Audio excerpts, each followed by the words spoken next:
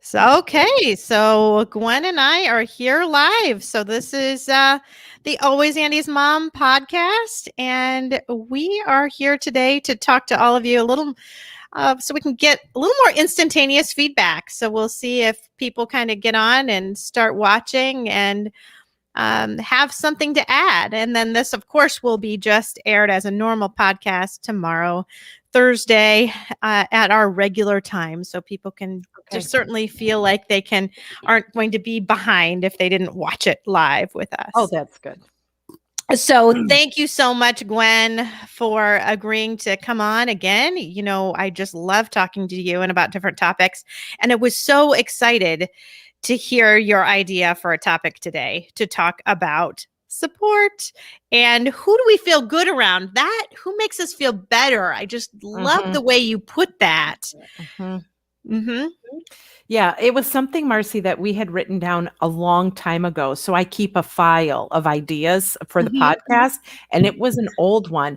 And that was the words I wrote down. Who do I feel better around with the question mark? So obviously it was a conversation we had. I know, definitely so. And what's really funny is now I'm trying to look this up because I had someone send me an article just recently. I'll see if I can find it. Okay. And again, it talked about there are 5 different types of people in your life as a grieving person. And you wanted to be category 4 or 5. Those are the people that you want to be around. So I'm going to find that. I meant to have that ready and I forgot, just to be able to bring that up too at some point in time, because I thought it was a really amazing thing. Well, that is part of, I don't know what the 5 are for you, but, definitely to talk about what type of people, what you're expecting from people, and maybe they're not the people that can give that. I don't know if you want me to dive right in, but I mean, go ahead. To expect your doer to be your listener, or expect your listener to be your doer is, not a good idea. So we kind of categorize people to say, this is a person I can go to help me with the housework or, with meals or whatever it is. But then other people are the people that we can go to for listening. Yeah. I mean, oftentimes then we have maybe someone who's our spiritual care person, or, we go to with those kinds of questions. And so we kind of do categorize people, but as bereaved people, we don't want to get confused and have expectations of someone when we're not putting them in the right category. Well, you're right. And there are some people that are able to help us and able to give so much to us, and we can just draw support from them. And then others that just don't have that to give. And and so we feel disappointed in some people and, pleasantly surprised by others. But right. Yeah. Correct. Most of the time I find that we are mostly disappointed in our close circle. And we are pleasantly surprised by our greater circle of someone who steps in a way that we never dreamt possible. Or what I find oftentimes is our greatest support becomes people that we never knew.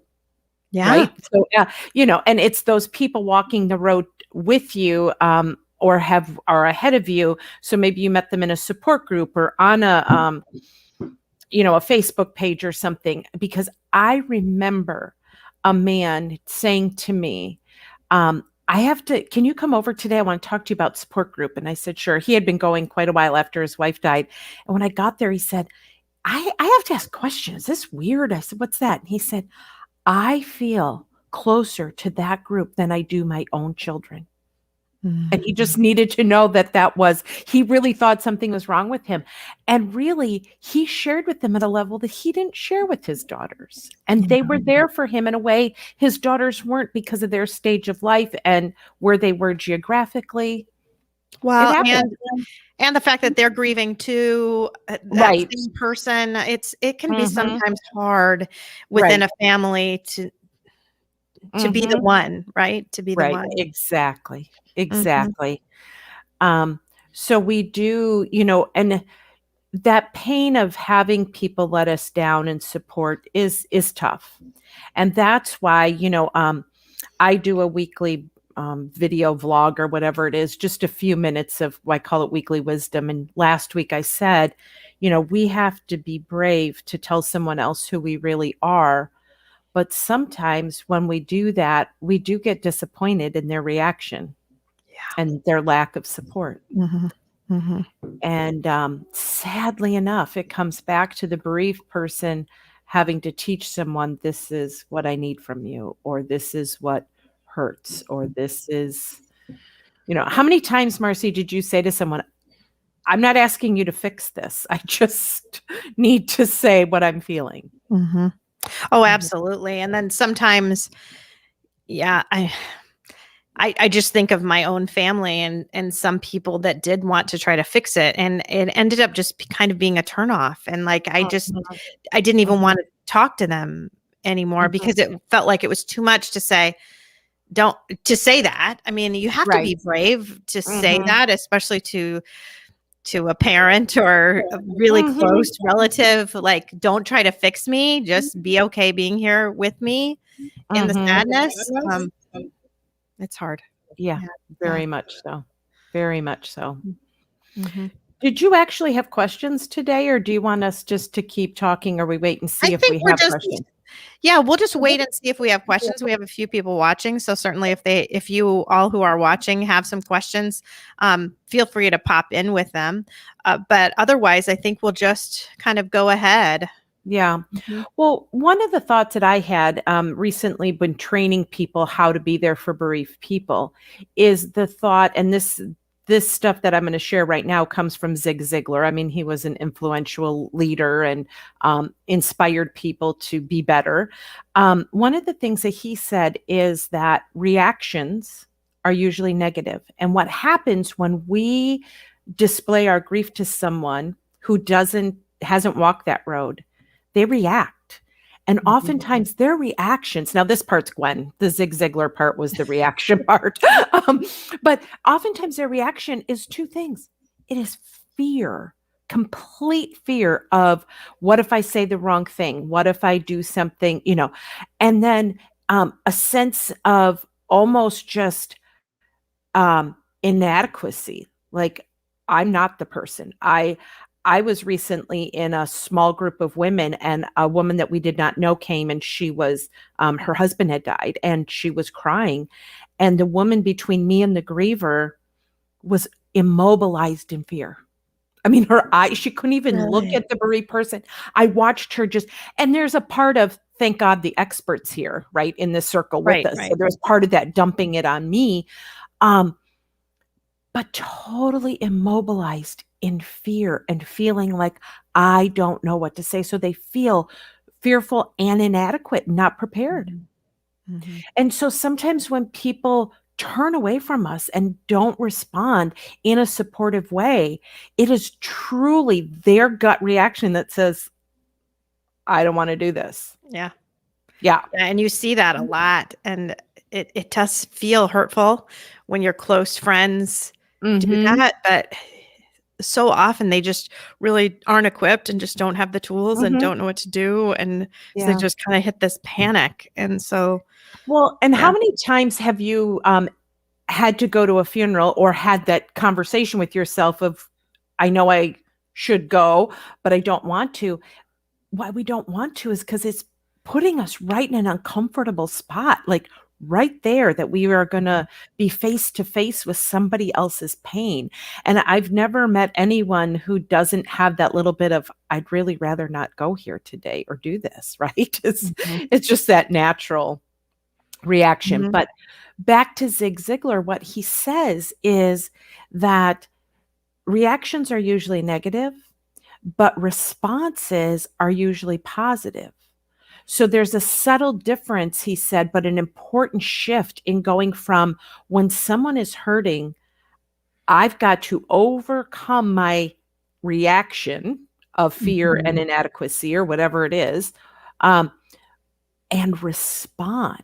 But he said the difference is that in responding, you're prepared in advance to Yeah. how you're going to respond.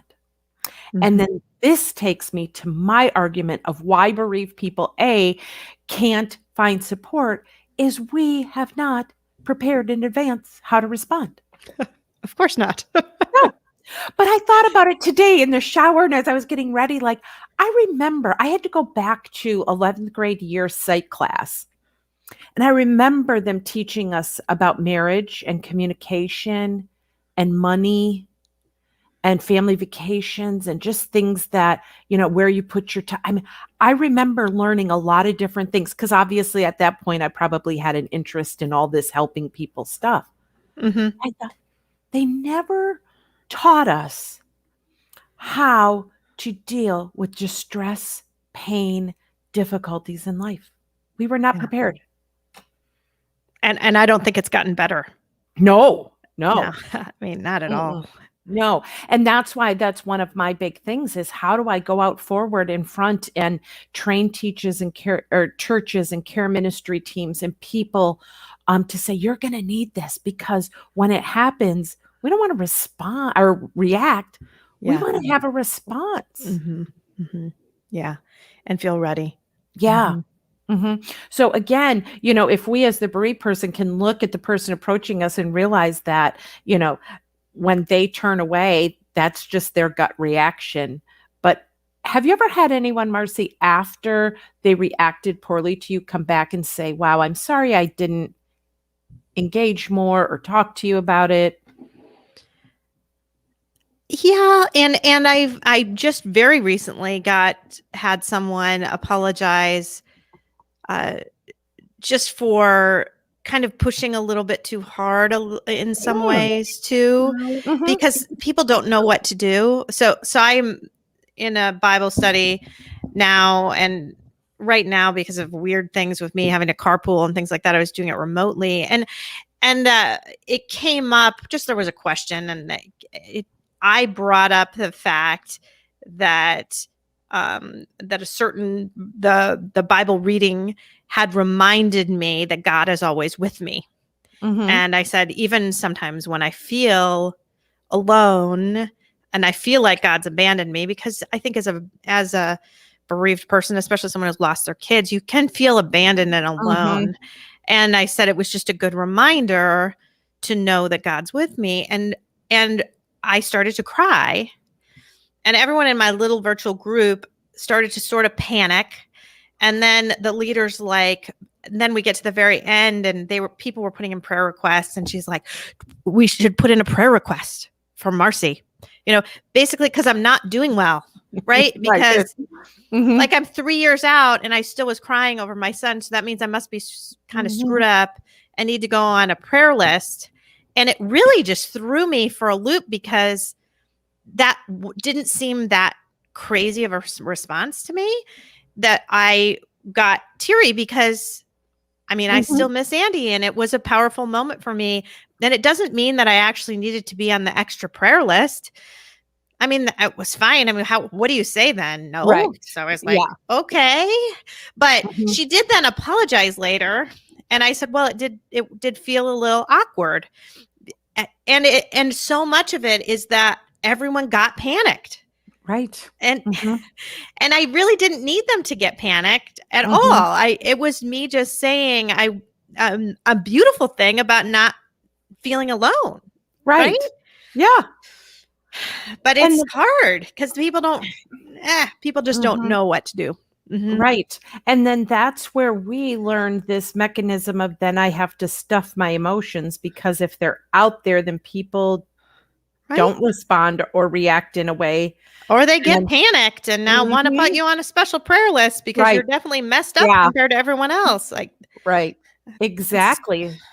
And so I know sometimes we do have to hide a feeling to protect ourselves from someone who isn't a good support or isn't. But what we don't want is for that to become our coping mechanism, that we're always stuffing it in fear of other people's reactions, or the reality is that people have reacted poorly. And so it's the value. What we want to teach our listeners today is finding the place where you don't have to stuff that, where your coping mechanism is not, I have to be fine, but I can let this out. Right. Or if I would say something like that, if the response back had been, wow, that's beautiful that you can think of it that way, because that's really what I meant by it. But there was just such this overwhelming kind of panic in Yeah. the group that somebody's starting to cry, and Yeah. just not being okay with showing a little bit of emotion. Right. Yes. Oh, I see that all too much, and just not being comfortable in that space to say that's a beautiful thing, even though it's hard. Yeah. Thank you for sharing that. And just Yeah. letting it be And letting it without be, and letting it Mhm, be, and not mhm, coming back around to it later. mhm. Yeah. Yeah. And putting you on a special list. That's um Yeah, I an know. And then I got interesting the email that example. I'm on the top of the prayer list now. Like, oh shoot, I don't really want to be on the top of the prayer list. Yeah. Yeah. I mean, who's going to turn around special prayer or extra prayers? But it's like, put me on just for added peace and comfort or bravery or something, but not for what it feels like you're Right. on there for, Right. right? Yeah. Right. Exactly. Um, well, yeah, it's just, and then when I said about picking people that you have to be around, from taking my guided tours, one of the things I talk about is there are just some people who aren't good to be around when you're grieving. Yeah. Like, they're not good. And that's kind of what that question was. Who do I feel good around? If someone is sucking the life out of you, you Mhm. got to stay away, because you really don't have a lot to Yeah. give. And Mhm. I think that's what I actually wrote up in the little description of this, is that same thing on someone that's sucking life out of you. It's something that Yeah. makes you Yeah. feel more filled up, and Uh-huh. someone who makes you feel more drained at the Right. end. Yeah. And what we know, the basics of communication is someone who enhances you and makes you feel full is someone who allows you to be. I mean, they say statements like I just said, thank you for sharing that. That was really, I could see that was hard for you, but very beautiful. Mhm. Or it comes from a hard place, but, thank you for sharing that. Or even though I haven't walked that road, just you introducing me a little bit to your pain today, I consider a privilege. And, people who enhance us make us feel better because they don't shame us. People who withdraw from us and take away are the ones who say, well, well, first of all, you should be on a special list, but like, well, why do you feel that way? Or, you know what your problem is? Or why don't Yeah. you just, yeah. Mhm. What's Mhm. interesting is sometimes people actually go to a counselor, someone they pay, and they get back, well, you know what you should just do is, you Yeah. should just get a dog so then you're not so lonely. Or, I have heard some not great things coming from therapists and Yeah. all this time talking to different moms. And I'll have to, and I called them out on it, usually Mhm. telling the person, like, that was not a good thing that your therapist said. Absolutely Right. not. And we need to just Yes. throw that one out the window. And there may Mhm. be 15 other great things your therapist said, and we can hang on to those. But if they went way off base, they just Yeah. did, Mhm. Yeah. And Yeah, again, I think recently with someone grief. talking about, oh, God needed your son in heaven. And you kind of think one of those types of things, Mhm. like so much good's going to come of it, more from him being gone than like, oh, please just whoop, pretend like that didn't even come out of her mouth. I know it came from Yeah. a nice place in her heart, but Mhm. it's Mhm. just not Mhm. helpful. Right. Mhm. But oftentimes what that is that's a solution-based response that Yes. I'm giving you a solution here that maybe, wow, better things are going to come with him being gone than alive. There is no solution to this. This is No. not a solution-based kind of thing. It is a sit in the pain with me kind of place. Mhm. And that's Mhm. why we've been talking about how we hope to be able to kind of help spread this message to healthcare providers Right. in the near future. Mhm. So Gwen and I are working on a little project for Mhm. that. Just again, because when you're in the healthcare field, you do feel this need, like you're supposed to try to fix them and try to fix Mhm. things and Mhm. make things better. And just having that acceptance that in grief, it's not about making things better. It's about sitting with them as they work through it on their own. Because Mhm. certainly things won't be this bad forever. And I know that over time, the pain slowly does get better. And I felt that over the last 3 years myself. But it's not because someone else made it happen or because Right. of Right. something someone else told me. It's me getting there. And it's Right. me navigating all the different emotions and all the different feelings. And the people that try to solve the problem for me are not the people I want to be around because Right. they are trying to push you to go way too fast. Right. Yeah, and in Mhm. a direction that isn't always healthy, and it's Right? not, yeah. And what I love about what you said is it's the work of grief that you've done, that it requires, that you sit in it and be with it and emote and have that. That's the way to healing. Mhm. Mhm. Mhm. But what I fear for is people who really feel they have no one, and I've met them in my career, that they really don't have any support. Sometimes it's a family structure. There are just some families who use humor, use they're always, it's about a party. And I'm not against alcohol or partying or anything, but it's like, when I go with my family, they don't want the fun not to be there, right? And so that feels unsupportive to someone who's hurting. Like, in order to be in my family, I have to be in this mode. Some families, it's we don't let anything bad in. We don't Okay. bring, yeah. And so they really feel alone. Yeah. Yeah. Sorry, we had a little bit of technical difficulty there for a second. Okay. I lost you, and I think my internet went out. So I apologize Yeah, for that there was just a little pause, but bleep I I think saw. we're okay now. I do want to bring in a question that someone has written in. Okay. I'll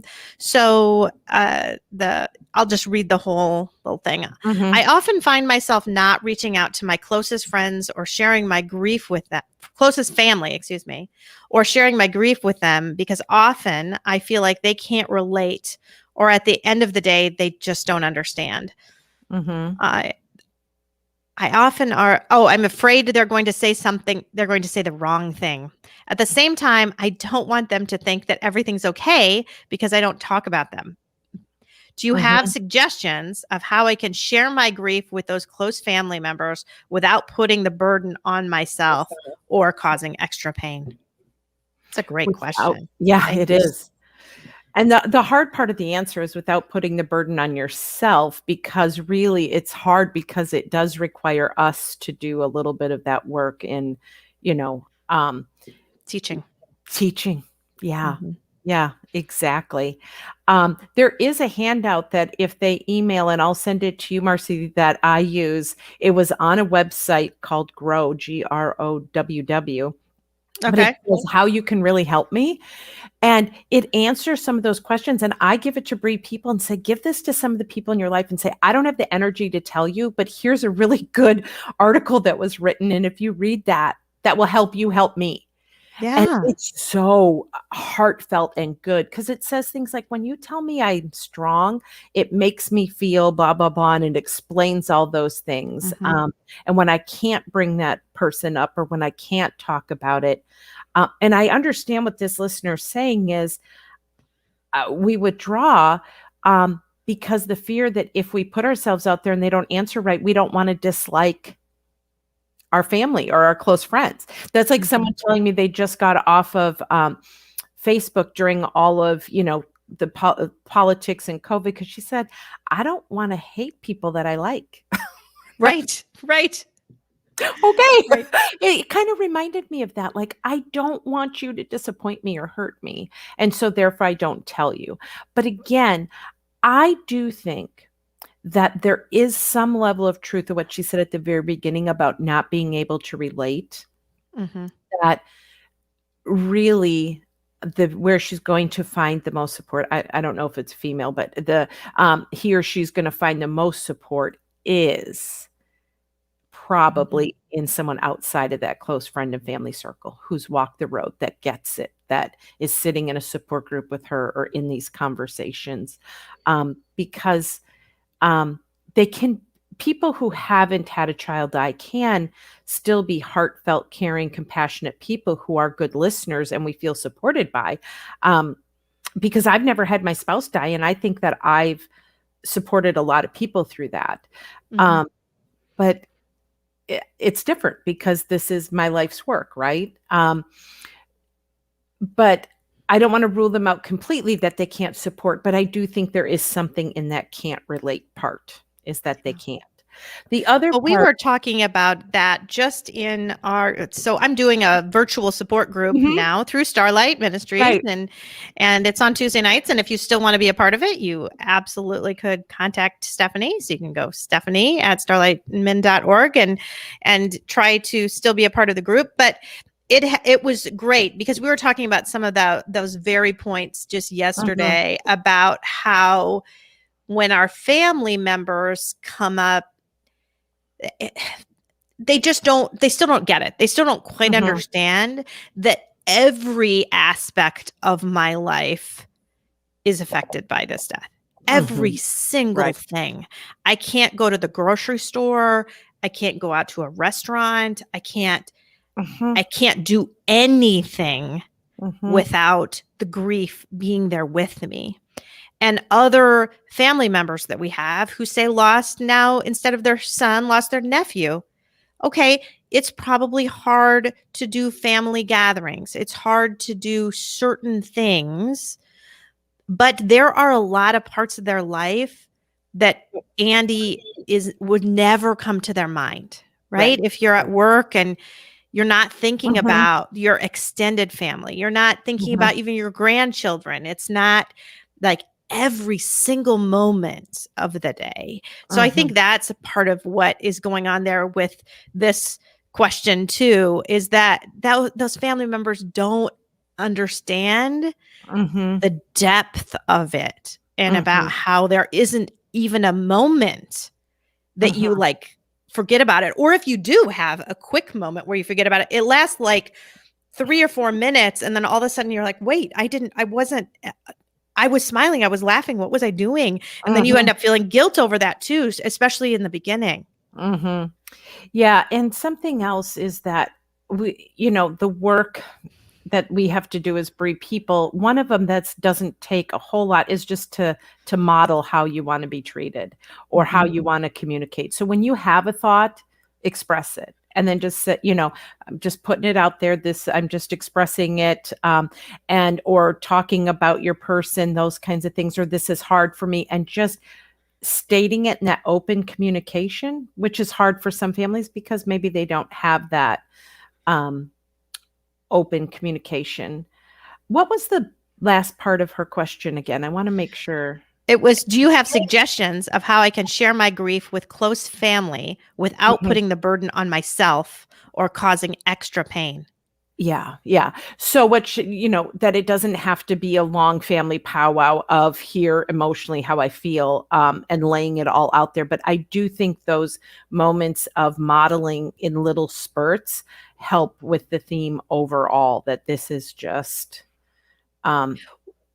well, one thing that I want to bring up too just comes back from my guest last week. So last week I had Archie and Alina. So Alina was Garrett's sister, and she has been doing something that I think is really good, and that she's going off to college, a new college. She moved across the country, and so no one knows about Garrett. And so they ask questions like, how many brothers and sisters do you have, or whatever, asking about the family. And she will preface it with, I know this is not what you expected, and we don't have to go on and talk more about it, but my brother died last year in a car accident. Right. Yeah. So even I think for her to say something like that, I know that you don't expect that this is hurting me, but it still is. And I don't expect you to fix it.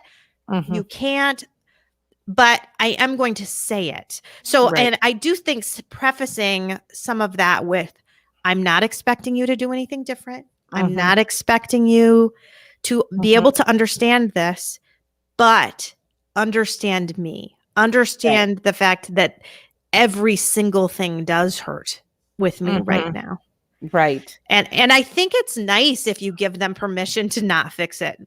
Because if they feel like, if you do have a moment where you kind of dump all of it there, they do get this, oh my gosh, we better put her on the prayer list at All right. least, you know? Yeah, exactly. So I had two other thoughts with that. And one is, going back to that, the people who really are alone is what happens is then we do isolate ourselves and then we are Mm. really hurting ourselves. So, I just want to make sure that, there are times that we do isolate from certain people because they aren't the people that we can trust or they're not our listeners are there for us. We just want to make sure we're not isolating from everyone because that's where the problems come in. But the other thing is that this, when you reread the question, reminds me of a poem that I oftentimes read at Christmas, but it talks about, being left in a room alone with an elephant. And we all know that expression of the elephant in the room. It's like, if we can't talk about their life, then we can't talk about their death. If it's always something we're skirting around, and again, we don't need a big drawn out emotional family powwow, but if we can at least say their name, I mean, sometimes those, just the value of support that someone else can speak their name is really supportive to say, hey, I was, No thinking of question. them. Or, I mean, yeah. that is so incredibly huge when something out of the blue happens like that. I just had that happen not too long ago that someone brought up Andy, and it just was so beautiful. It was so nice to have somebody share something about my son that they were missing. And I just had Andy's old best friend apparently just had a moment in school where he was just really sad. And he said, and his mom wrote, that he just tries not to think about it, but if he really does think about it, he's just so sad. And of course, then they excuse him from class, go get yourself together, which made me sad too, because I felt like, oh shoot. And now he just has to like go out and walk in the hallway for 5 minutes and like get your head around this and forget about it, so we can get back to your day. It's just sad. Just so sad. It is so hard because, we don't want to make it seem like now he can't do that again because the response was one where he was, removed from class or whatever happened. It's like really hard to know how to just let people be in what they're feeling and experiencing at that moment without, and what I tell people, like if I see someone having a tough time in the middle of something, just come back to us when you can. You're fine. Just take all the time you need, but then come back to us when we can't. So then they can decide when they want to rejoin, and rather than stopping the whole thing and waiting, for someone to come back in and, Well, and I love even the thing that they do at Starlight, which at Starlight, you had there were Kleenex everywhere in the Starlight support room, but you are not to ever hand someone a Kleenex. Yep. They're everywhere, so you can grab them yourself. But when you hand someone a Kleenex, it is sort of like saying, get yourself together, put it together. Right.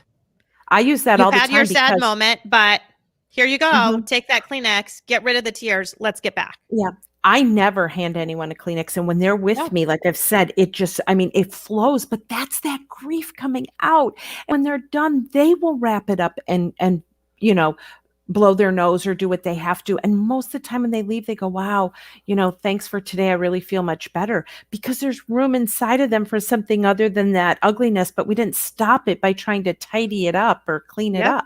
And that's what people do. That's exactly what people do. You just you hand them the Kleenex and it feels like that's the right thing to do. It feels like, oh, I'm understanding your pain. Yeah. Let's hand you a Kleenex. But it really does give you that image of I accepted it and it was nice, but wrap it up now. Right, exactly. Well, I say the same thing in working with teens, like that whole group hug or let's go over and hug them.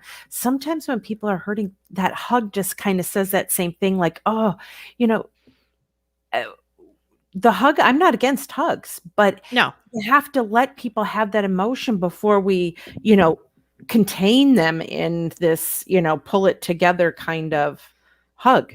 Well, and I think hugs can be great too, but when I got hugs from people I didn't really know, I didn't like it at all. I didn't like it Mhm. at all. Yeah. Yeah. Well, Yeah, and it's not offensive. I mean, I don't want to be offensive to you that I don't want to hug you right now, but I don't want to hug you right now. right. Like Yeah. this, It it just feels, yeah. feels too personal, and Mhm. I can't let Mhm. you in there at this Right. moment. Exactly. And this is my, you know, I don't have a word for it, but that grief space. This is my holy space. Right, And right. you And if coming I in want to messing it welcome up. you into that space, Mhm. okay. But if Right. I'm not feeling like I want to welcome you in that Mhm. space, Mhm. then please acknowledge that too, Right. right? And And be okay with that.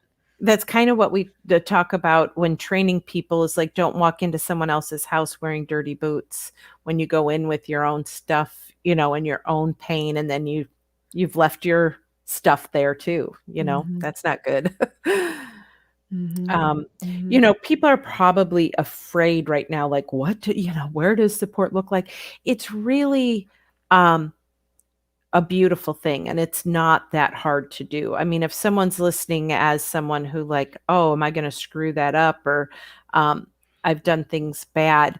I People know your motive, and, we've talked about this before. When it's done in love, or they don't, we know they don't know what they're doing, there is a lot of grace and forgiveness in that. Yep. Mhm. Um and but in that reaction, if we go back to what I was saying about reacting, the feelings are usually negative. Um, there's It's hard to have grace in that, but when it's, you feel a little bit more positive, there's room for some Yeah. forgiveness and grace Yeah. in that. Yeah. Mhm. Yeah. It's just so important to, Yeah. I yeah. guess I wanna go back and explain that a little bit better. So, in reaction, if someone walks away from you and turns their back, it's hard to forgive that. Like, that Yes. doesn't feel right. But if someone responded, even if they responded in a way that wasn't necessarily helpful, but they at least took the energy to respond and you knew that they were trying, there's a whole Yes. lot more forgiveness and grace in that, right? Uh-huh. Uh-huh. Mhm. Yeah. Yes. It is better than when people say the wrong thing than when they say Mhm. nothing. Right. Well, When I'm they say doing this. nothing, it hurts, and it Yeah. feels like you have been ignored, and that you think then that my pain doesn't matter to you. Yeah. Mhm. It's interesting that you say that. I'm doing a goal setting course right now, and I kinda like that kind of stuff, but it's between average and excellence, and then the frequency line is between inconsistent and consistent. And, obviously, we always wanna be excellent and consistent, but that's not reality. Like, we can't keep that momentum up all the time. So, really, where we really wanna be is more in that practice zone of, average, right? So, Mhm. we don't have to, we're not expecting perfection in this, Right? just, yeah. But I would rather be inconsistently excellent than consistently, terrible. So, Right, exactly. Yes, that yeah. is exactly, yeah. I forget what the comment was yesterday, but it was kind of along those lines of, yeah. Yes. Mhm. And or, consistently average is better than Oh, for sure. inconsistently excellent, like, but someone who's there for you, they might not, again, be like, um super skilled, but they're consistently checking on you and sending you those text messages, and, those people who are really, that means a lot. Mhm. Mhm. Yeah. And I do want to go back to talk about the different types of people that you have around you and Mhm. that you need when you're Mhm. grieving, because I feel like that happened to me so significantly that Okay. I had, my friend Michelle, who's been on the show and Mhm. is a dear close friend. She was definitely a doer for me, and she, when we needed a spokesman with the media, that was her. When it was a go between with the police department, it was her. When it was just lining up meals for me, that was her. Getting my house Mhm. clean, all of that kind of doing stuff, Mhm. she did great with that. She was Mhm. excellent with that, you know, and that was her skill. And that's what I turned to her for. But she wasn't the person that I ended up turning to when I just needed to go on a walk and be sad, right? Mhm. Oh, she's listening. There she is. She just did a little heart. So So anyway, that was her role for me, but I didn't make her do everything. Right? She did a Right. lot of that. And there was somebody else that I would go on a walk with and just be sad. And then that could be their role for me. Right. And there Right. was yet another person I can think of that would do some errands for me and grab me things when they were out at Costco or something like that. So so I had different people for different jobs and what I needed from them. And you did discover who really was good at something and that's just what their blessing was. And then also to allow them to do that. So, Michelle just sent me a little message, a little heart, because I mean, it was really her. It felt to me at the time like I was burdening her in a tremendous way. Like she had put her life and her whole family pretty much on hold to try to support me and be with me. But I know now that she was honored to do that for me.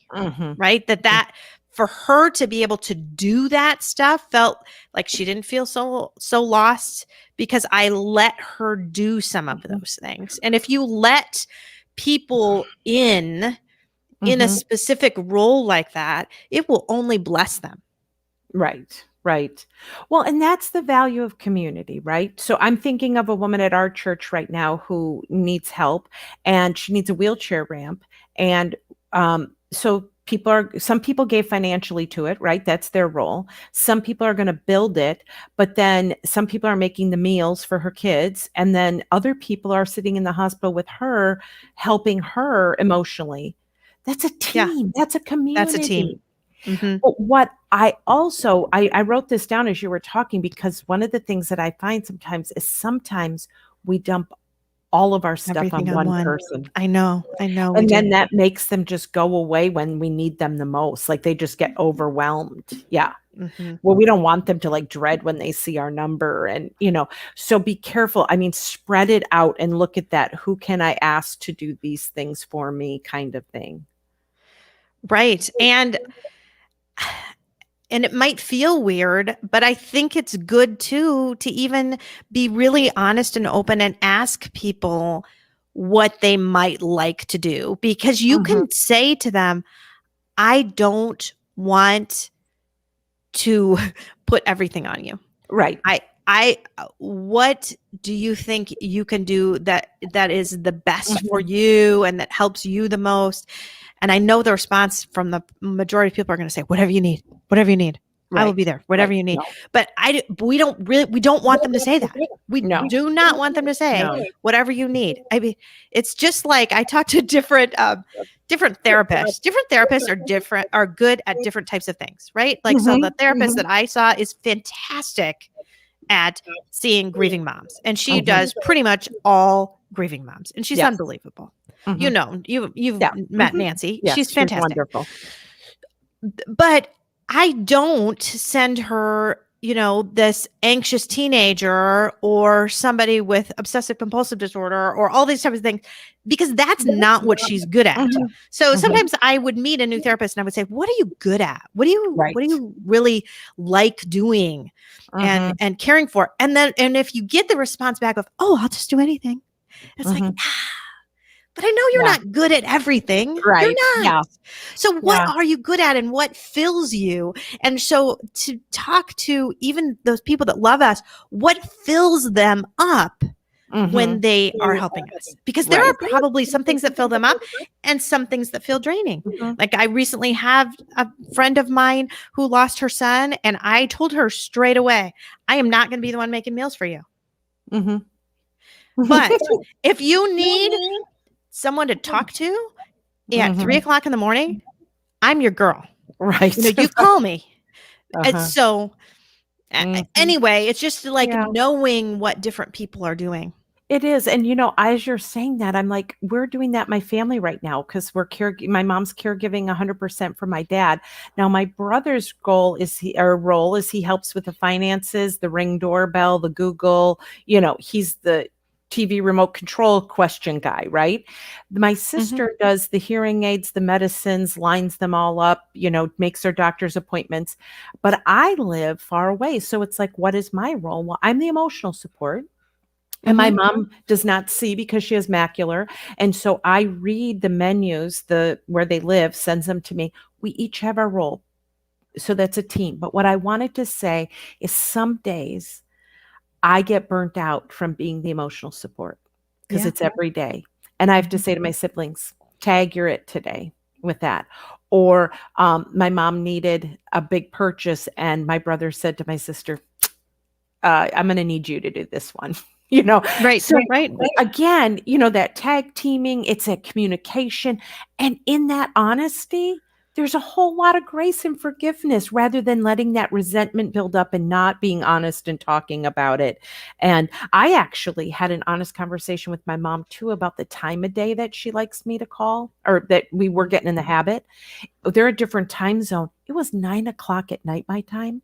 When your feet are up and you feel like you've checked out for the day, I didn't have the energy. And I finally said to her, Mom, I'm realizing that at night I'm dreading your calls and I don't dread them in the morning or the afternoon. So let's go back to that.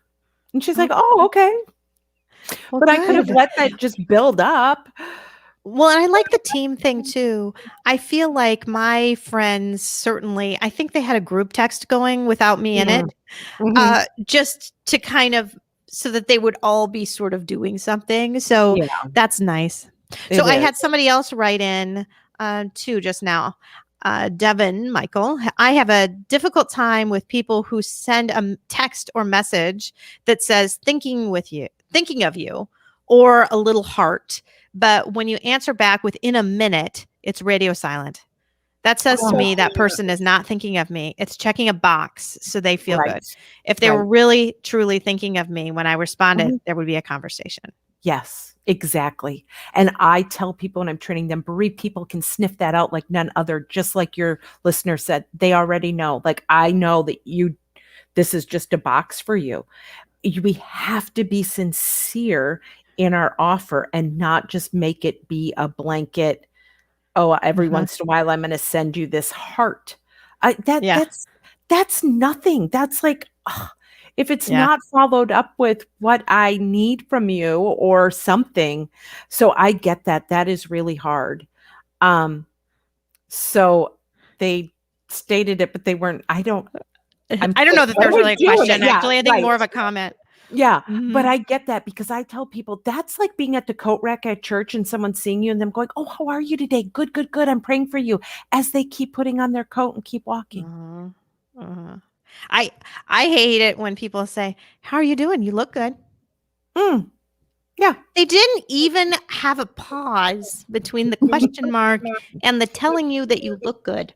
Like, so what do you say to that? What do you say? They just expect it. If you say you look good at the end, it's because they don't really want to know how you're doing. They just want to kind of pretend like they do, but then already give you the answer that you're looking good, so you must be good. And it's not really truly a conversation I want to have. Well, and their body language, if they're walking away from you, if they're still in momentum, all those things. Because someone who really just said, how are you doing? And by the way, you look good, as they're looking at you and pausing, that's a totally different kind of thing, right? And that's what's hard about this question or the comment about the text messages. When you drop a heart, what does that really mean? Like, it's hard to interpret that.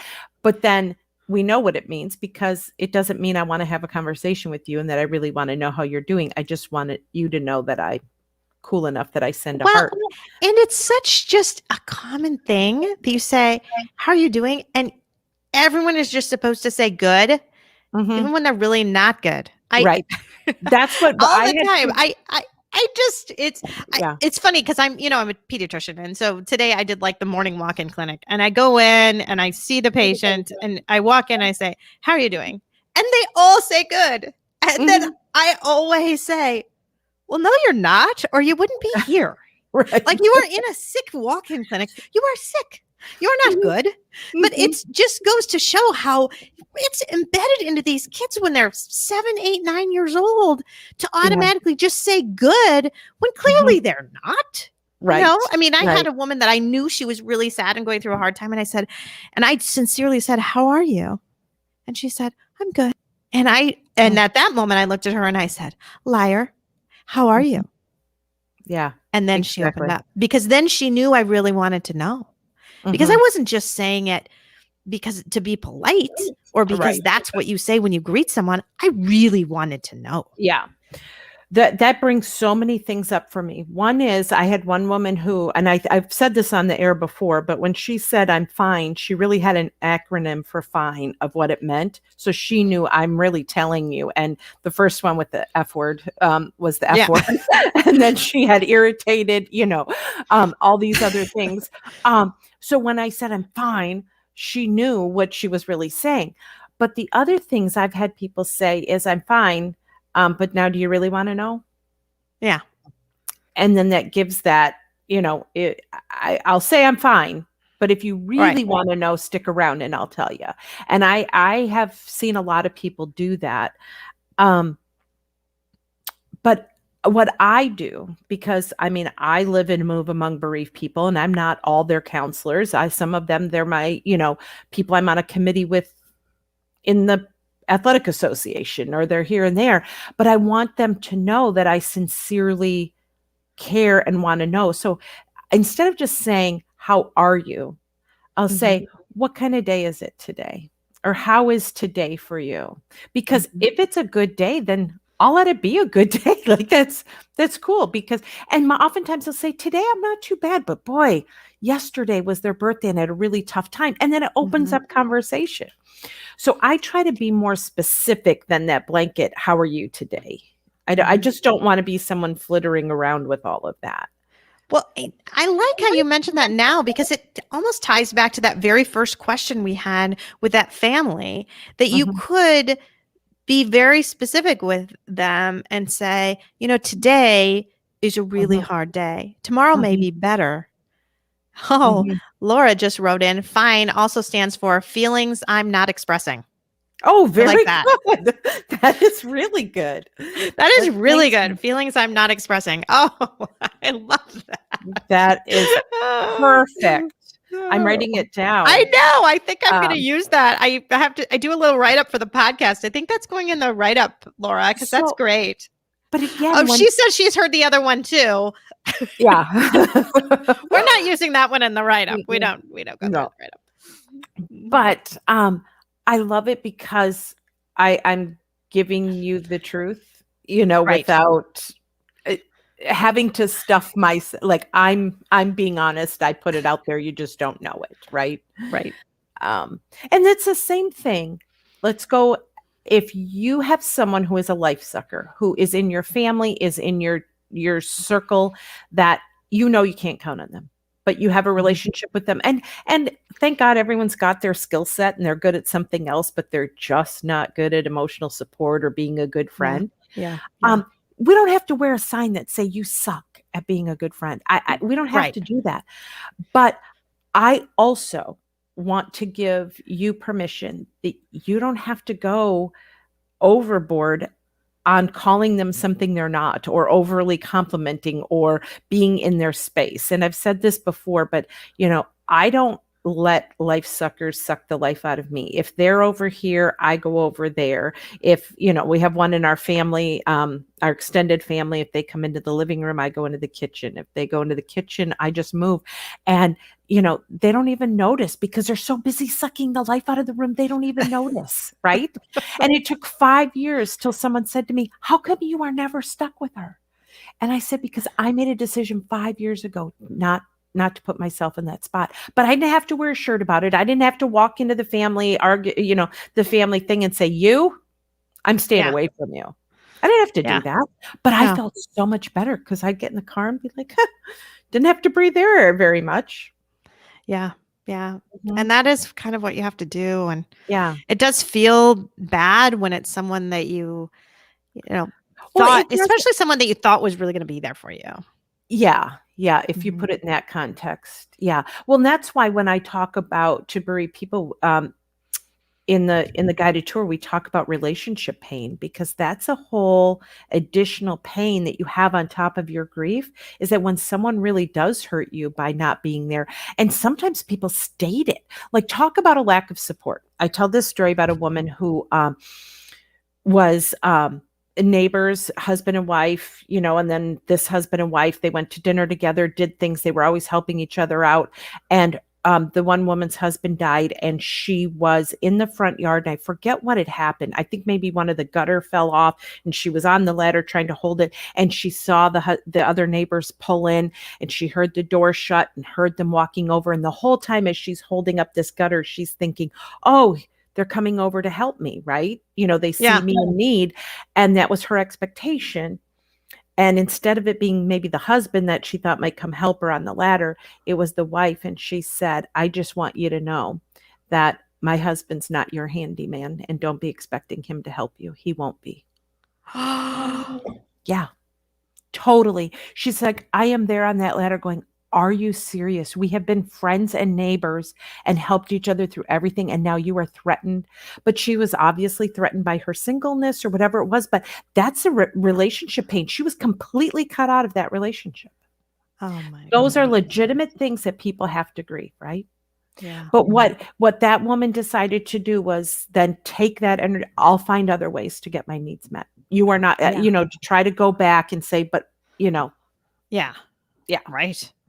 That is the end of that. Yeah. Somebody just wrote in a comment too, that Renee wrote, I had a friend say, you seem better. And I said, I am doing better. And she said, yeah, because you were really pretty out of it for a while. Thanks. Didn't know. Thank you for that comment. I guess I was out of it for a while. I lost my daughter. My daughter died. Yeah, you were out of it for a while. I mean, what kind of comment is that? I know, but what other response? That's what I say. How else did they expect you to be doing? Like, I know, like my whole you would be doing great. Upside down. You would have handled it. I mean, I probably would say, well, that's one way to describe grief, is out of it for a while. Yeah, we are. We're numb. We're wounded. If you go that way, I'm probably going to be out of it forever. Maybe I'm not as obviously out of it to you now, but. Well, at least maybe you're not oozing all over. I mean, that's really what they're saying is you're, right, I'm sure. Mm-hmm. I'm sure. So I had written down before we even started, like, finding support. Keep trying. I mean, for someone who's saying, and don't keep going to the same well. If it's not there, it's not there. Find a different group, find different people. Just keep searching in places where you can find support for yourself.